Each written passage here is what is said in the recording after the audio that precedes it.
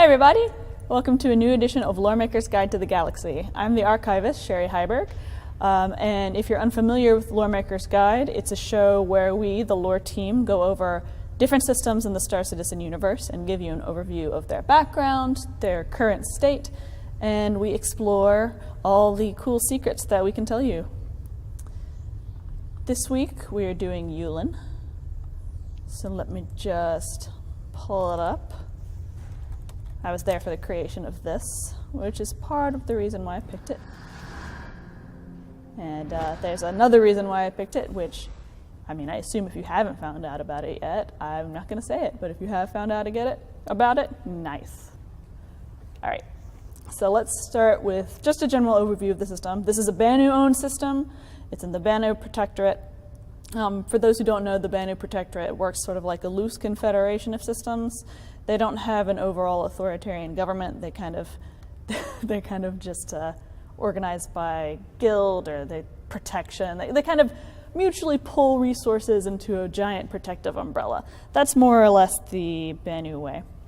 They're not too big on laws. They're not too big on authority. But what they are very big on is commerce and guilds, which are known as Suli. And Yulin is rife with all kinds of Suli. It's also a hub for gambling and vice and starship racing and Saddleball, which the Banu are completely obsessed with. So let's visit the star. This is a yellow dwarf. It's very much like our star. In fact, it's the same type of star as ours, kind of a little sister star here. It's about 4.4 billion years old, whereas ours is about 4.6 billion years old. So middle-aged in star years, doing pretty well, looking pretty good. Still got good 5 billion years left in it before it burns out in its way, becomes like a red giant, and eventually a white dwarf. It's a longer process, but I won't get too far into it. It's a good little star. Another cool tidbit about yellow dwarfs that I just remembered is that they're about the third most common star in the universe, so about 7.5%. All right, let us check out Yulin 1.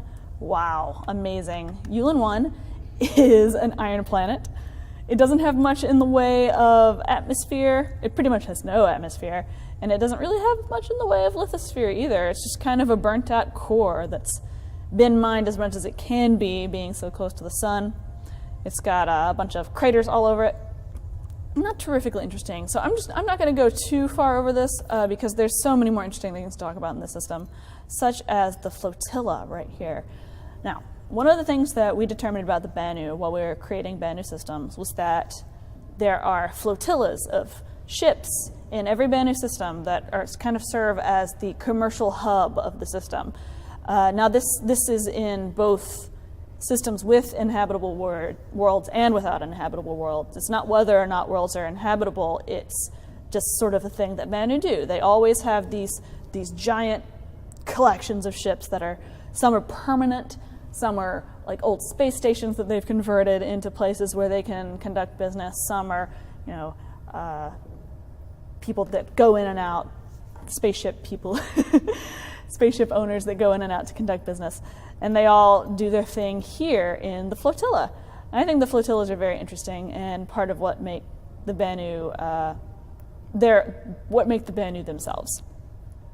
And this flotilla especially is cool because not only is it a hub for vice and commerce, it's also the home for a well-known Suli of counterfeiters who have recently run into an issue with one of the local SO Suli, who's a guild leader, who lives in the Saddleball arena in the system.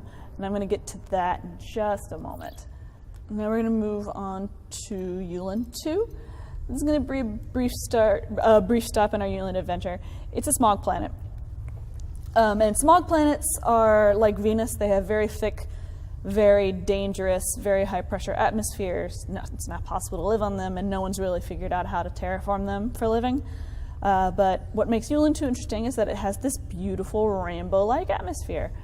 I like that a lot, and the Banu have decided that they like it a lot as well, because they have built this incredible Saddleball arena around it. Buloy, the Buloy Sadaball Arena, which is named after the current SS Suli in charge of Sadaball here in Yulin, and her name is Buloy Satukal. And she is currently at odds with the counterfeiters on the flotilla here in Yulin because they have been selling counterfeit tickets to Sadaball games to people who have stopped in the system to enjoy a nice game. Now, all is generally fair between Suli and Benu culture. Like, if you're a good counterfeiter, what you're expected to do is get away with it. You're expected not to get caught. But these counterfeiters are just not up to snuff. They keep getting, people who buy their tickets keep getting caught, and that makes Buloy madder and madder. And so she has begun arresting people who come in with counterfeit tickets and just keeping the prisoner or charging them an incredible amount of money so that they don't offend again. And this is starting to rub the counterfeiters the wrong way because it's affecting their business. So there's high tensions between these two Suli right now in Yulin that may or may not boil over at some point. Hopefully either the counterfeiters will get better or Buloy will decide that, well, I don't know what she'll decide. She'll decide something. She's pretty ruthless. She worked really hard to get to the top of this Sadaball Suli, and she is not about to bend her rules for success. All right, now let's move on to Yulin 3. I'm very excited to talk about this one. While we were building Yulin, one of the things I personally like to do when we're building systems is to research scientifically interesting planets and shove them in as much as I possibly can. This, however, I cannot take credit for. This was Will's idea. We had just been reading about different Kepler planets and theories about what kind of vegetation they might have on the surface, what kind of atmospheres they may have. And we had also done some reading about hypothetical types of biochemistry.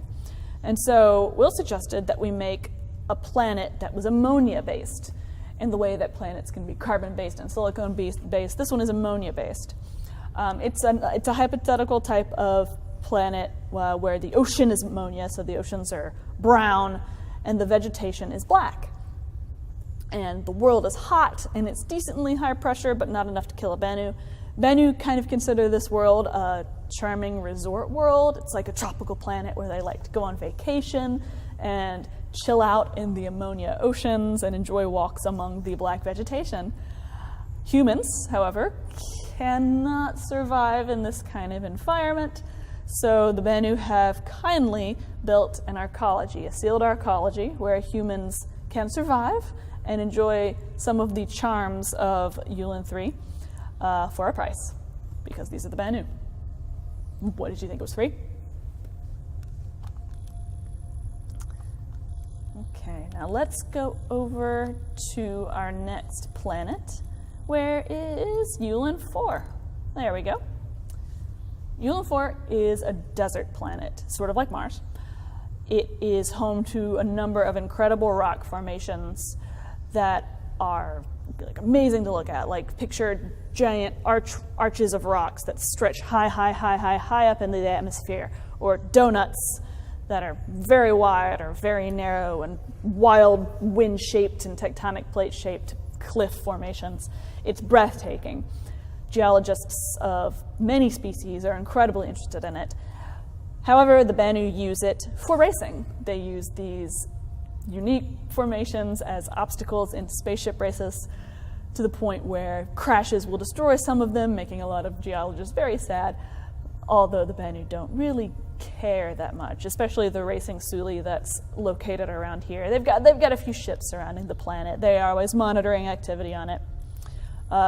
Human geologists especially are just salivating to be able to get into this planet and study it at all times.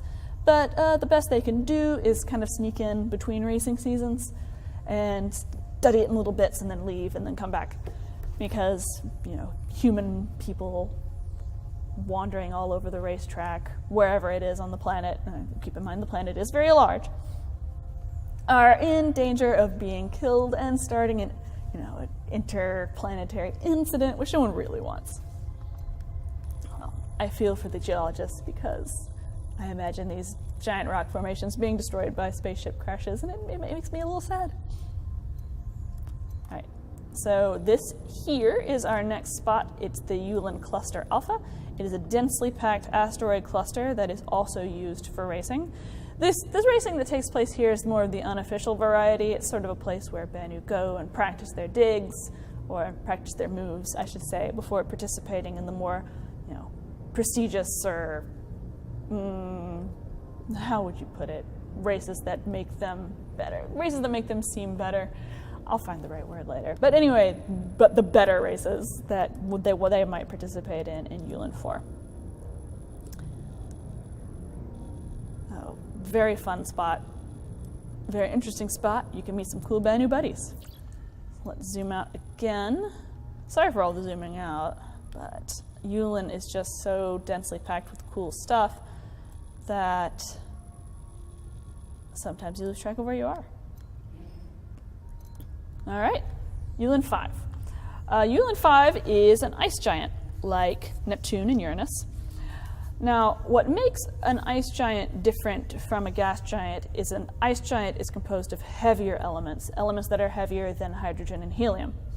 So instead of having a mostly hydrogen envelope like Jupiter does, it has a kind of minor hydrogen envelope, and it's made mostly of elements like carbon and nitrogen and sulfur. They have rock and ice cores, and their mantles are things like water and methane and ammonia, like Yulin 3. They're not as dense as gas giants, but they are usually home to a lot of interesting weather patterns, and Yulin 5 is particularly famous for its incredibly strong equatorial winds. I'm sure some Banu out there have tried to figure a way to make these winds into an interesting sport, but so far no one has been entirely successful.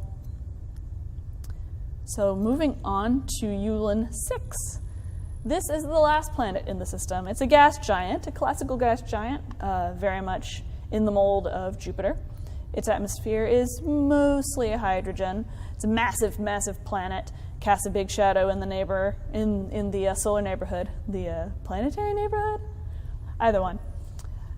You want to be careful when you're around here, because people who have escaped the authority of the local Suli might be hanging out here, and they don't want to make trouble with any of these people, but they certainly wouldn't mind picking you off for profit.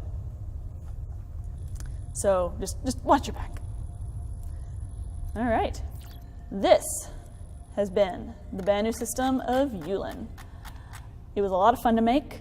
It's been a lot of fun to talk about. I hope that it was enjoyable for you as it was for me talking about it. Okay, thanks again, and I will see you next time on Loremaker's Guide to the Galaxy. Thank you for watching. So if you want to keep up with the latest and greatest in Star Citizen and Squadron 42's development, please follow us on our social media channels. See you soon.